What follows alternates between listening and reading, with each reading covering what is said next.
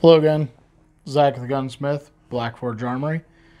Um, we're kind of continuing our short video series, or series of short videos, on some of the stain and finish products that we offer here at Black Forge Armory.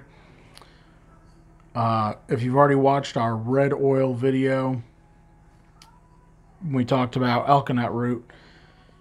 This is one of the other products that can be made with alkanet root, and that is red Bugloss. This stain, and this is a spirit stain made from that same root, has been used. This is based off of a recipe from the colonial American times. It would have been used on Pennsylvania long rifles. The stain for maple at that time was aquafortis, or other acid stains, which actually chemically alter the wood to give it a brown tone. Sometimes it has red tones, oftentimes it's just very brown, and the red tone was added with either this stain used as a stain that then got some other finish applied over it, or one of the other things that this can be used for is to dissolve your shellac and to give you a red shellac.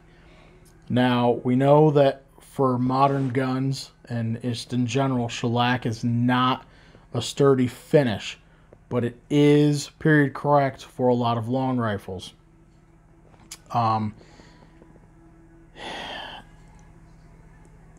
Shellac just has pretty poor moisture resistance, which I'm sure any of you are familiar with.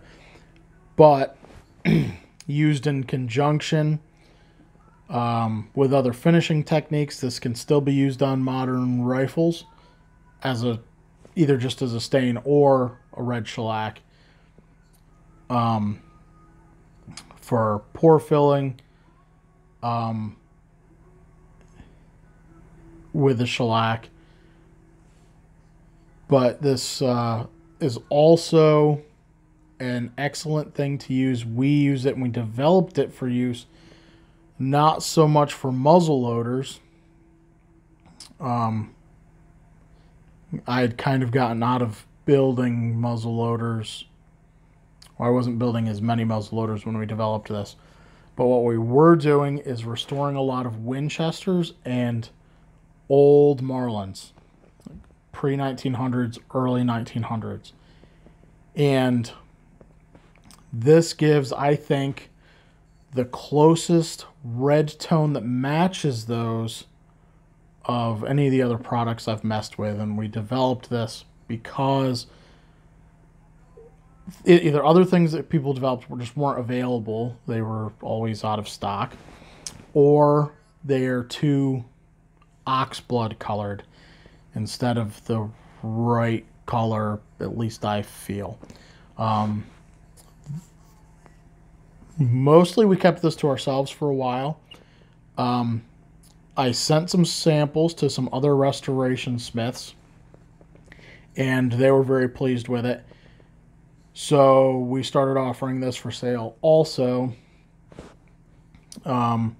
it hasn't seemed to lost us any business, so I guess people are still using us for that stuff. But